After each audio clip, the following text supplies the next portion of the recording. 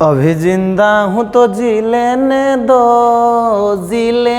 दो, भरी बरसात में पी लेने दो। हेलो वेलकम, मैं दरवेश आनंद, आप सभी विद्यार्थियों का दरवेश आनंद ऑनलाइन यूट्यूब चैनल पे गाने से ज्ञान सीरीज में पुनः एक बार स्वागत करता हूँ। आज हम लोग बाबू न्यूटन्स लॉ के बारे में जानेंगे, या कहें कि गति के नियम के बारे में। तो बाबू हम आपको बता दें कि गति का नियम कहें या न्यूटन्स लॉ कहें, दोनों एक ही बात है, क्योंकि गति का नियम न्यूटन ने ही दिया है, सर आइजैक न्यूटन ने ही दिया है, इसलिए गति के नियम को हम न्यूटन्स लॉ कहते हैं। तो बाबू गति का नियम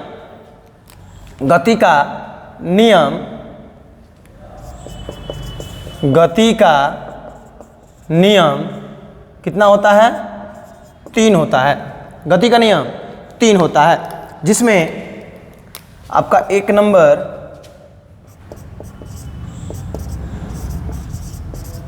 Newton's first law. Newton first law कहता है कि अगर कोई वस्तु गति में है तो गति में ही रहना चाहती है, अगर कोई वस्तु स्थिर है तो स्थिर ही रहना चाहती है। कब तक? जब तक उस पर कोई बाह्य बल न लगाया जाए, है ना। तो बुआ यहां पर ध्यान देना कि जैसे अभी गनवा गा रहा था कि अभी जिंदा हूं तो जी लेने दो, भरी बरसात में पी लेने दो। ए गधा, तू पी, घर पे जाकर बैठ के मन भर पी, तुमको कोई रोकने वाला नहीं है। लेकिन एक तो बरसात और दूसरे में तू पीने की बात कर रहा है, समझ रहा है ना। तो न्यूटन लॉ के बारे में जान लो, उसके बाद पीना। तुम खुदे कहेगा कि नहीं बरसात में नहीं पियेंगे, जाकर घर में आराम से बैठ के हम पियेंगे, हम झूमेंगे, नाचेंगे, गाएंगे नहीं, समझता है ना। यहाँ पर देखो क्यों, जैसे हमने अभी इसका स्टेटमेंट बताया न्यूटन फर्स्ट लॉ का कि अगर कोई वस्तु स्थिर है तो स्थिर ही रहना चाहती है, गतिशील है तो गतिशील ही रहना चाहती है। कब तक? जब तक उस पर कोई बाह्य बल न लगे, अब बाबू मान लो ये पियकड़ा है ससुरा, ये पियकड़ा है। अब बताओ, अब पानी जब बरसात पड़ेगा, जब बरसात होगा तो नीचे पूरा पानी लगेगा, सतह पर का लगेगा पानी, कीचड़ हो जाएगा। अब इसका पैर देखो कहाँ आ जाएगा। पैर मान लीजिएगा पी रहा है, नाचेगा, झूमेगा, तो पैर कहाँ? पीछे। तो पैर आएगा पीछे।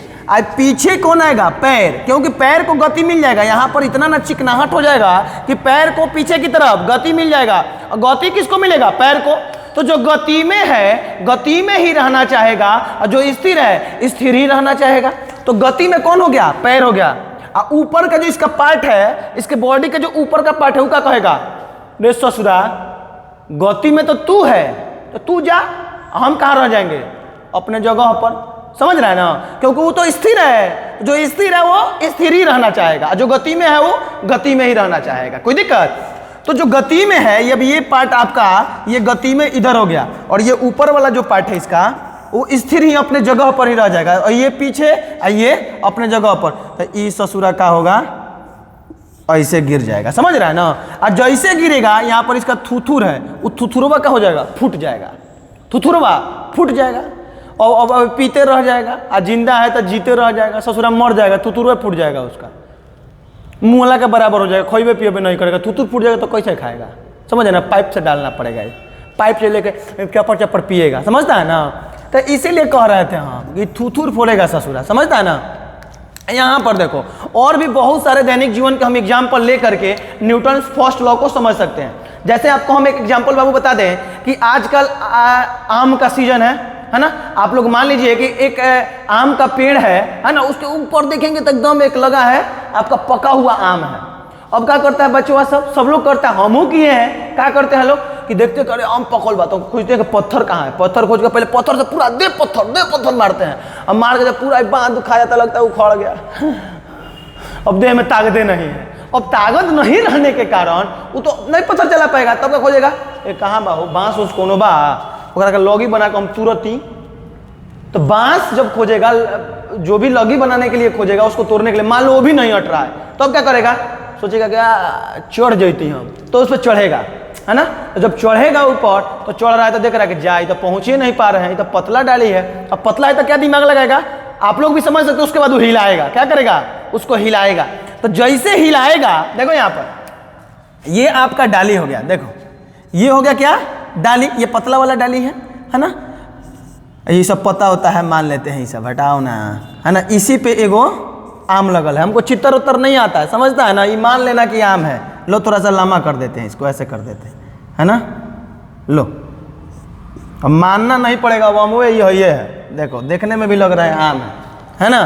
तो ये आम है। तो अब आम को तोड़ना है, आपका हाथ यहाँ तक नहीं जा पा रहा है, आम को तोड़ना है और अब कहाँ पे हाथ यहाँ तक नहीं जा पा रहा है। तो अब क्या करेंगे आप, तो अब आप क्या करते हैं बाबू कि अब आप इस डाली को हिलाते हैं, डाली को हिलाते हैं। और जैसे आप डाली को हिलाते हैं तो आपने गति किसको दिया, न्यूटन फर्स्ट लॉ के अनुसार बोलता है कि अगर कोई वस्तु स्थिर है तो स्थिर ही रहना चाहती है, गति में है तो गति में ही रहना चाहती है। कब तक, जब तक उस पर कोई बाह्य बल न लगे। कब तक, जब तक उस पर कोई बाह्य बल न लगे। अब देखो ये डाली भी स्थिर, ये फल भी स्थिर, अर्थात ये आम भी स्थिर, दोनों स्थिर है। अब होता क्या है कि आपने एक बाह्य बल लगा करके इस डाली में गति दे दिया, आपने एक बाह्य बल लगा करके इस डाली को गति में कर दिया। और ये आम का कहता है, ये ससुरा मुंह फुला लेता है, आम मुंह फुला लेता है, कहता है कि ई तोहरा न हिले हन रे, हमरा थोड़ी हिले बाड़न, हाँ, इसलिए हमने ना जाम कहीं, तारा के ले जाता रहे तू जा, तारा के डोलावत रहे तू डोलो, हम अपना जगह पर रहे, है ना। ये दोनों में विरोधाभास हो जाता है। अब विरोधाभास होने के कारण यहां से ये जो होता है आम टूट के कहां जाता है, नीचे। कोई दिक्कत, क्योंकि आपने गति इस डाली को दिया, इस आम को नहीं। तो गति जो स्थिर है स्थिर ही रहना चाहेगा, जो गति में है गति में ही रहना चाहेगा, दोनों स्थिर था। आपने बाहरी बल लगा करके इस डाली को गति में कर दिया, इस डाली को गति में कर दिया, लेकिन आम को आपने गति में नहीं किया। आम तो अपने जगह पर ही रहना चाहेगा, इसलिए यहां पर विरोधाभास होगा। ये कहेगा कि ना हम ना जाए, हमरा को नहीं कर ले जाते, आई कहेगा कि हम तो जाता नहीं, हमरा के ले जाता नहीं, हमरा के बड़ी मानत ना, हमरा के ले जाना। तो ये ससुरा जाएगा, ये नहीं जाएगा, दोनों अलग अलग हो जाएगा, नीचे गिर जाएगा। कोई दिक्कत। या घर में देखो, ये तो लड़कवा पे एग्जाम्पल दे दिया, अब सो लड़कियां सोचे कि सर हमरा को नहीं एग्जाम्पल देते हैं, लो तुम रो दे देते हैं। सुनो, मान लो कि घर में कोई बच्चा उच्चा होता है तो क्या करता है कि चप्पल पहन ले, कभी कभी बेड पे चढ़ जाता है, ऐसा ही गोर में मिट्टी उट्टी लगैले ही चढ़ जाता है बेड पे। अब बेडवा गंदा हो जाता है, मम्मी बोलेगी बनी जाके बेडवा साफ कर दो, क्या करो, जाके बेड साफ करो, झाड़ दो थोड़ा, देखो तो पूरा चादर गंदा किए हुए है। तो जाती है, लेती है, ऐसे ऐसे ले लेती है, चादर को पकड़ लेती है, उसको झाड़ती है ना, मारती है, मान लो डंडा से मार रही है, चाहे हाथ से ही मार रही है। तो मारेगी तो हम जैसे पूछें कि बताओ बाबू, चादर से धूल अलग होता है कि धूल से चादर? आई रिपीट, ध्यान समझना क्वेश्चन को, चादर से धूल अलग होता है कि धूल से चादर? तो शायद हमको जहां तक लग रहा है आप लोग ये जवाब देंगे कि सर चादर से धूल अलग होता है, जो कि गलत है, जो कि गलत है। ऐसा नहीं होता है, धूल से चादर अलग होता है। क्यों? क्योंकि यहां भी न्यूटन फर्स्ट लॉ, जैसे ही आप ऐसे चादर को पकड़ते हैं और किसी डंडा से इसको हीट करते हैं तो आपने गति किसको दिया? आपने गति किसने को दिया? आपने गति चादर को दिया, आपने गति चादर को दिया। आप गति देते हैं चादर को तो चादर ना अलग होगा। अब ध्रुव का कहेगा हम नहीं जाएंगे। तो काहे रे? तो इसलिए कि हमको गति थोड़ी ना दिए हैं, हम स्थिर है तो स्थिर ही रहना चाहेंगे। तो धूल स्थिर रह जाता है, अपने जगह पर रह जाता है, और चादर साइड हो जाता है, इसलिए धूल नीचे गिर जाता है। कोई दिक्कत? अरे बोलो ना, दिक्कत तो नहीं होनी चाहिए। जैसे एक और एग्जांपल दे देते हैं कि मान लो एकदम हॉर्स कोई है, घोड़ा जो है पूरा दौड़ रहा है, एकदम टुडिक टुडिक टुडिक टुडिक टुडिक कर रहा है, एकदम दौड़ रहा है घोड़ा। अब घोड़ा जब दौड़ेगा तो घोड़ा पे आप बैठे हैं तो आप भी गति में, घोड़ा भी गति में, तो खूब मजा से जाते, एकदम घोड़सवार करके एकदम राजा की तरफ फील करते, हमारे जैसा कोई है। लेकिन वही घोड़ा जब किसी मोड़ पे मुड़ता है या एक बाइक रुक जाता है तो घोड़ा कैसा भाई? गति में। घोड़ा कैसा? गति में। आप कैसे? गति में। घोड़ा तो रुक गया, अपना फोर्स लगा के रुक गया, लेकिन आप रुके नहीं, क्योंकि आप गति में हैं तो गति में ही रहना चाहते हैं। घोड़ा तो स्थिर हो गया अपना फोर्स लगा करके, इसलिए आप कहाँ चले जाते हैं? आगे। कोई दिक्कत नहीं ना? चलो, तो ये आपका न्यूटन फर्स्ट लॉ हुआ, न्यूटन फर्स्ट लॉ हुआ। अब हम लोग देखेंगे Newton second law, Newton second law. देखो बाबू, न्यूटन सेकंड लॉ क्या होता है, इसको हम थोड़ा मिटा देते हैं और तब आपको हम न्यूटन सेकंड लॉ समझाते हैं। यहां देखना, ध्यान देना, न्यूटन सेकंड लॉ ये बहुत विस्तार से ना हम लिखा रहे हैं और ना ही इसके बारे में बहुत विस्तार से हम डिटेल दे रहे हैं। ये कॉम्पिटिटिव विद्यार्थियों के लिए ज़्यादा है, बोर्ड के लिए आपको ये 9th में भी पढ़ना होता है और 11th में भी पढ़ना होता है। तो 9th और 11th के बच्चों के लिए हम अलग वीडियो लाएंगे, हम 9th भी पढ़ाएंगे, 10th भी, 11th भी और 12th भी, है ना। ये कंपटीशन के बच्चों के लिए है, 11th वाले भी चाहें तो देख सकते हैं, सब लोग देख सकता है, सबको ज्ञानवर्धन ही होगा, सबको ज्ञान ही मिलेगा। यहाँ देखो 2 नंबर देखो बाबू, Newton's second law. Newton second law क्या कहता है, ये कहता है F बराबर m इंटू ए होता है। ये एक फॉर्मूला देता है F बराबर m है।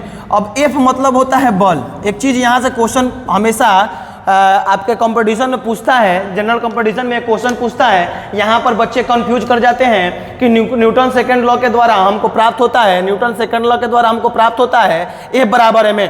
तो F होता है बल, m होता है द्रव्यमान और a होता है त्वरण, एक्सेलरेशन, है ना। तो बच्चे क्या सोचते हैं कि सर न्यूटन सेकेंड लॉ बल का फॉर्मूला देता है, शायद ये बल को परिभाषित भी करता हो। ऐसा नहीं है, बहुत लोग ऑप्शन में गलत चुन लेते हैं, न्यूटन सेकेंड लॉ को चुन लेते हैं जो गलत हो जाता है। कोई दिक्कत, आपको क्या चुनना है, न्यूटन फर्स्ट लॉ, क्योंकि बल को परिभाषित न्यूटन फर्स्ट लॉ ही करता है और न्यूटन फर्स्ट लॉ ही कहता है कि अगर कोई वस्तु स्थिर है तो स्थिर ही रहना चाहती है, गतिशील है अर्थात गतिमय है तो गति में ही रहना चाहती है। कब तक, जब तक उस पर कोई बाह्य बल न लगे। बल की चर्चा आपको न्यूटन फर्स्ट लॉ ही करता है और न्यूटन फर्स्ट लॉ को गैलीलियो का जड़त्व नियम भी कहा जाता है, गैलीलियो का जड़त्व नियम भी कहा जाता है। गैलीलियो का जड़त्व नियम क्यों कहा जाता है आपको हम बता दें, क्योंकि जो न्यूटन फर्स्ट लॉ है गैलीलियो का जड़त्व नियम को परिभाषित करता है, गैलीलियो के जड़त्व नियम का व्याख्या करता है। कोई दिक्कत, अब गैलीलियो का जड़त्व नियम क्या था बाबू, तो गैलीलियो से पहले सारे वैज्ञानिक का ये मानना था, सबका ये मानना था कि इस ब्रह्मांड में जो भी पिंड है वो अपने क्या बोलते हैं, रेस्ट में ही रहना चाहते हैं, वो स्थिर रहना चाहते हैं, गति में ही नहीं रहना चाहते हैं, है ना। उनका ये तर्क था। तर्क कैसा था, कैसे उन्होंने दिया, इसको एक्सप्लेन कैसे किया कि कोई भी मान लो पत्थर ले लिया, उसको उन्होंने क्या किया कि उसको डुगड़ा दिया, उसको क्या किया, ऐसे डुगड़ा दिया अर्थात फेंक दिया। फेंकने के बाद उन्होंने देखा कि कुछ समय बाद, कुछ दूरी जाने के बाद वो जो भी वस्तु था स्थिर हो गया। तो और एक बार क्या किया, फिर अगला प्रयोग किया कि वो स्थिर एक जगह रख दिए, तो जब रख दिए तो वो स्थिर हो गया, है ना। और एक बार उसको वेग दे दिए, फिर भी वो क्या हो गया, स्थिर हो गया।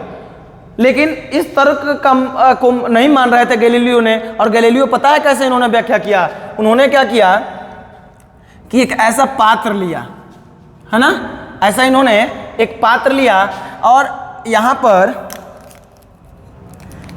बुआ एक कोई गोल ऑब्जेक्ट ले लिया। जैसे हम अपने भाषा में आपको समझाएंगे, जैसे जो आटा सानने वाला कठरा होता है ना, मान लो ये उसको मान लो, है ना, ऐसा सरफेस उसका भी होता है लगभग, मान लो उसको, है ना। उसमें एक गोली रख लो। गोली हम इसलिए रख रहे हैं कि गोली बहुत चिकना होता है। क्या होता है, बहुत चिकना होता है। क्या होता है, बहुत चिकना होता है ना। तो उन्होंने क्या किया, यहां पर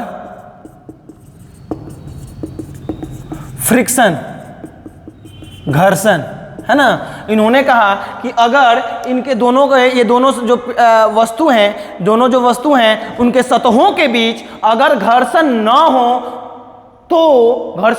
हो तो इनको जब हम गति में छोड़ेंगे तो ये गति में ही रहेगी। इन्होंने इसको प्रयोग करने के लिए क्या किया, यहाँ पे थोड़ा सा दोनों के सतहों में ऑयल लगा दिया, अर्थात घर्षण को कम कर दिया, चिकना कर दिया। इन्होंने क्या किया, घर्षण को कम करके उसको चिकना कर दिया। चिकना करने के उपरांत इन्होंने देखा कि वस्तु ऐसे होते हुए फिर अपने वास्तविक हाइट को, जो इसका हाइट था, मान लेते हैं h हाइट था, तो ये यहाँ पर h हाइट पर पुनः ये वस्तु आ गया। इन्होंने ऐसा देखा। फिर इन्होंने क्या किया कि इसी पात्र को यहाँ थोड़ा सा ठोक ठाक करके थोड़ा सा ऐसा कर दिया इन्होंने, है ना। अब इन्होंने देखा यहाँ पर एक वस्तु को इन्होंने रखा, फिर उसी हाइट पर, कितना हाइट पर, h हाइट पर, है ना। इस वस्तु को उन्होंने रखा, फिर देखा कि ये आ करके यहाँ पर एच हाइट पर आ गया ये, फिर ये कितना हाइट पे आ गया, एच हाइट पे आ गया। अब एच हाइट पर आया तो देख रहे हैं कि यहाँ पर दूरी सेम दूरी तय किया और यहाँ पे देखो दूरी ज़्यादा तय कर दिया। यहाँ पर मान लो एल दूरी था तो यहाँ पर एल प्लस एक्स हो गया, एक्स दूरी एक्स्ट्रा चला। फिर इन्होंने क्या किया कि इसको और ठोक करके सीधा कर दिया, है ना। अब देखो इन्होंने निष्कर्ष कैसे निकाला, इन्होंने निष्कर्ष निकाला कि देखो यहाँ पर ये जो दूरी तय कर रहा है इससे मतलब नहीं है, ये अपने वास्तविक हाइट को प्राप्त करना चाहता है, वस्तु अपने वास्तविक हाइट को प्राप्त करना चाहता है। तो अब जब बराबर कर देंगे तो उसको हाइट मिलेगा नहीं, उसको अपना वास्तविक हाइट नहीं मिलेगा। जिस ऊंचाई से हम उसको छोड़े थे उस ऊंचाई को प्राप्त नहीं कर पाएगा और जब तक नहीं करेगा तब तक ये चलता रहेगा। लेकिन इसकी दो शर्तें हैं, एक जो वायु है वो प्रतिरोध उत्पन्न न करे, वायु रेजिस्टेंस न हो, दूसरा दोनों पिंडों के बीच के जो सरफेस हैं उस सरफेस का घर्षण जो है, फ्रिक्शन जो है कितना हो, शून्य हो, है ना। तो यही गैलीलियो का जरूरत ने कहा कि अगर कोई वस्तु स्थिर है तो स्थिर ही रहना चाहती है, गति में है तो गति में ही रहना चाहती है, कब तक, जब तक उसका कोई बाह्य बल न लगाया जाए। देखो यहाँ पर हमने गति दे दिया, उसको हाइट दे दिया, अर्थात गति दे दिया, गुरुत्वीय बल के कारण उसको गति मिल जाएगा। अब गति मिलने के कारण अपने हाइट को प्राप्त करेगा, अगर नहीं मिलेगा तब तक ये गति में ही रहना चाहेगा और गति में ही रहेगा, कोई दिक्कत। इन्होंने ऐसा तर्क दिया, कोई दिक्कत। अब हम देखेंगे न्यूटन थर्ड लॉ को, न्यूटन थर्ड लॉ को।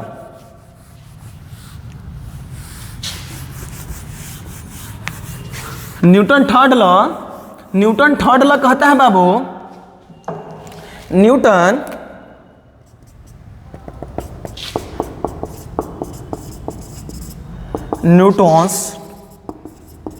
Third law. Newton third law कहता है कि प्रत्येक क्रिया के बराबर परंतु विपरीत दिशा में प्रतिक्रिया होता है। प्रत्येक क्रिया के बराबर परंतु विपरीत दिशा में प्रतिक्रिया होता है। जैसे आपने एक गाना सुना होगा, कौन, मुझसे मोहब्बत का इजहार करता। देखो सबसे पहले एक लड़की गाती है ना, चरसबाज होती है सब। देखो सुनो कैसे कहता है कि मुझसे मोहब्बत का इजहार करता, काश कोई लड़का मुझे प्यार करता, काश कोई लड़का मुझे प्यार करता। तो फिर क्या कहती है, तब फिर लड़का गा देता है, क्योंकि क्रिया के बराबर परंतु विपरीत दिशा में प्रतिक्रिया है। क्रिया के बराबर परंतु विपरीत दिशा में प्रक्रिया। जैसे देखो लड़की गाई लड़का के लिए तो फिर लड़का लड़की के लिए गाएगा, लड़का के लिए नहीं गा देगा। जैसे लड़का कहे, कौन लड़का से कहे, मुझसे मोहब्बत का इजहार न करता, काश कोई लड़का मुझे प्यार करता। लड़का बोलेगा लड़का के तो कोई कहे ससुरा पगला गया है का रे, ये लड़का से प्यार करेगा, ये प्लस शॉर्ट मरवाएगा, का मारेगा, करंट एकदम जोड़ जाएगा, सारा वायरिंग खत्म कर देगा, ये सब शॉर्ट मरवा देगा, ये सब, है ना। तो क्रिया के बराबर सेम बात कहेगा लेकिन विपरीत के लिए करेगा, एक लड़का के लिए तो एक लड़की के लिए। तो पहले लड़कियां कहती है कि मुझसे मोहब्बत का इजहार करता, काश कोई लड़का मुझे प्यार करता। वो कहता है ससुरा विपरीत दिशा में प्रतिक्रिया कि मुझसे मोहब्बत का इजहार करती, काश कोई लड़की मुझे प्यार करती, काश कोई लड़की मुझे प्यार करती।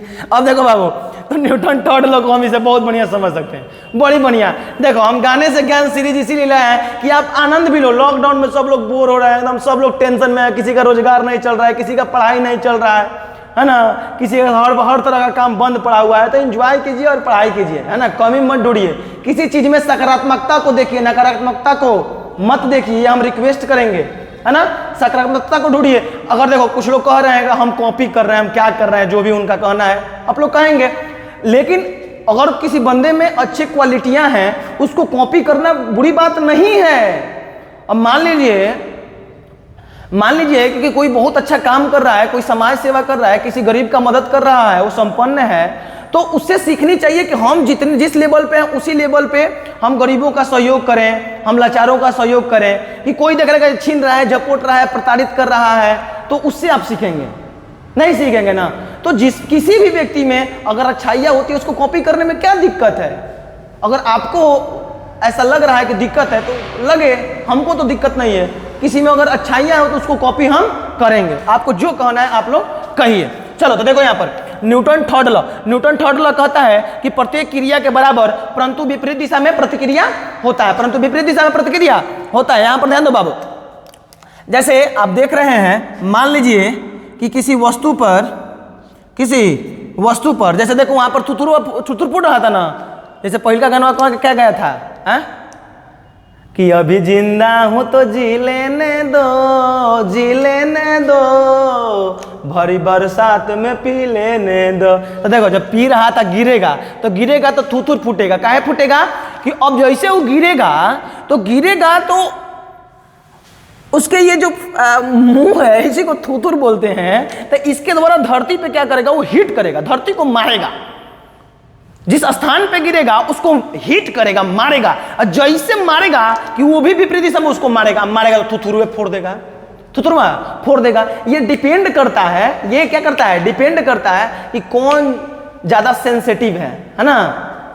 जैसे हम आपको बता दें कि मारता जैसा हम लोग देखो किसी सामने वाले को देखो, सामने वाले के गाल पे हम क्या करते हैं, झापड़ मारते हैं तो सामने वाला रोने लगता है, हम नहीं रोते हैं। ऐसा क्वेश्चन उठेगा कि आखिर में जब बराबर बल लगता है विपरीत दिशा में, अगर इधर लगा दिए हम F तो ये भी किधर लगाएगा, इधर लगाएगा F, कोई दिक्कत। इस दिशा को हम मान ले प्लस, तो ये दिशा क्या हो जाएगा, माइनस, अर्थात प्लस F बराबर हो जाएगा माइनस का F, अर्थात जो इनका परिमाण होगा वो तो F बराबर होगा, लेकिन दिशा विपरीत होगा, इसलिए एक दिशा प्लस है तो एक क्या है, माइनस। कोई दिक्कत। तो देखो जैसे हम परिमाण तो समान लगेगा, जैसे हम किसी गाल पे झापड़ मार रहे हैं तो वो भी उतना ही जोर से हमारे हाथ पे मार रहा है। अब होता क्या है कि जो गाल के जो त्वचा है ना, ये बड़ी पतली होती है, सेंसिटिव होती है ना। और दूसरा जो हमारे हाथ का चमड़ी है, ये बहुत थोड़ा सा स्ट्रांग होता है, काम करते करते है ना, ये स्ट्रांग हो जाता है, इसलिए इस पर कम चोट लगता तो है लेकिन कम लगता है, और उसके गाल पे ज़्यादा लगता है। एक और चीज़ है जो उसको ऐसे समझ सकते हैं कि मान लीजिए कि हम यहाँ पर अभी खूब मजा में पढ़ा रहे हैं, आपको भी इंजॉय कर रहे हैं, हम भी अपने आप में इंजॉय फील कर रहे हैं, क्योंकि वीडियो को आप लोग बहुत ज़्यादा शेयर कर रहे हैं, है ना, अच्छे व्यूज़ आ रहे हैं, तो इसलिए हम भी एनर्जी में हैं। अब होता क्या बाबू, अब मान लो कि हम कोई जांच करा कर कल आए हैं और कोई आया और जांच रिपोर्ट लेकर के आया, बोला कि सर आपका रिपोर्ट जो हमने कल लिया था चेक करने के लिए, आपको सर कैंसर है और आप लास्ट स्टेज में हैं सर, आप नहीं बच पाएंगे सर, कुछ दिनों के मेहमान हैं। अब आप सोच सकते हैं हम पढ़ा पाएंगे, हम नहीं पढ़ा पाएंगे, हम यहीं गिर के एकदम लाड़पड़ हो जाएंगे, लगेगा कि हमारे शरीर में तो उनको शक्ति है ना, काम खत्म है हमारा, समझ रहे हैं ना। तो एक ये चीज होता है। वैसे ही जब मारते हैं तो सामने वाले को लगता है हम पिटाए हैं तो आज पीटे हैं तो टाइट रहता है, हम मरले बने और पिटा तो ये रहता है।